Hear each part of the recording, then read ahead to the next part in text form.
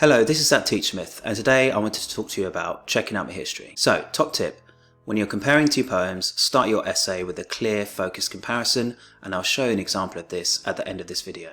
Important context about John Agard. He was born in Guyana in 1949 and he moved to Britain in 1977.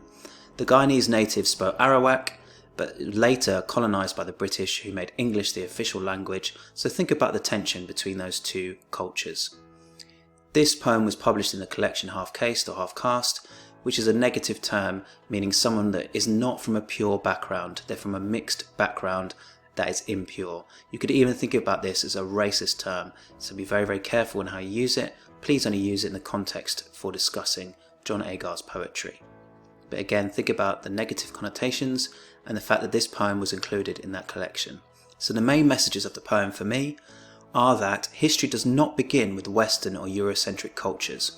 Colonizing powers will go to other countries, go to other cultures and start history there, as it were. But there have been hundreds, if not thousands of years of culture and history before Western powers colonized.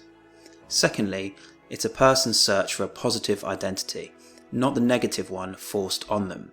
So in this case, Agard is frustrated, or the narrator of the poem is frustrated about just being taught about slavery, the slave trade, the struggle of black people, when in fact there are various figures throughout history that are very positive role models. So the first key quotation, "Them tell me what them want to tell me." So this is not in standard English, this is in what you might call Creole or Patois.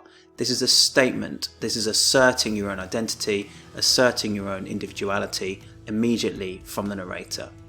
There's an imperative, tell. The authorities are forcing a narrative on you, forcing history, forcing events, forcing a certain way of understanding things on you instead of exploring for yourself. So them, that Creole or Patois word, is the establishment. Secondly, bandage up my eye with my own history, bind me or blind me to my own identity.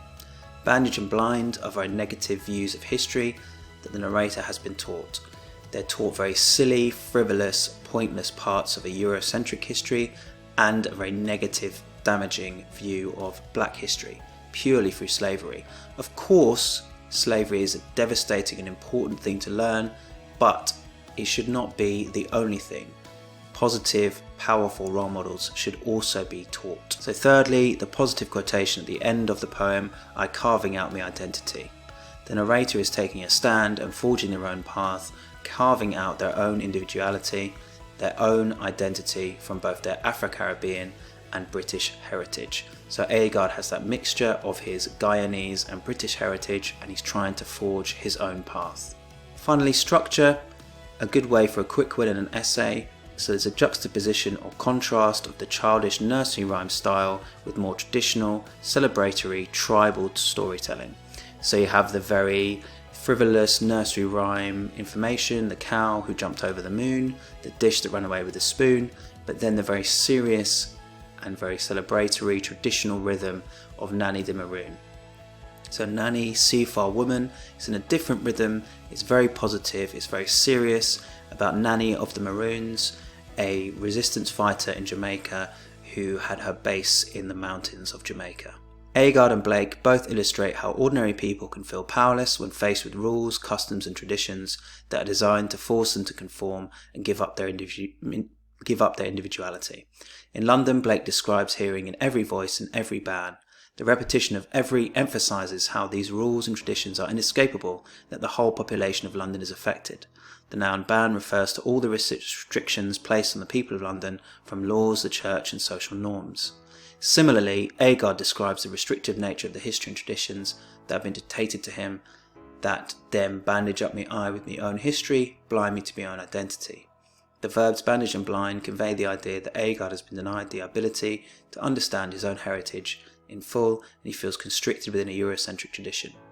The repetition of own seems to show Agard's desire to find his individual identity that does not conform to what them tell me. So I hope this video has been useful for my Year 10 class, but obviously open to anyone who is revising the power and conflict poems.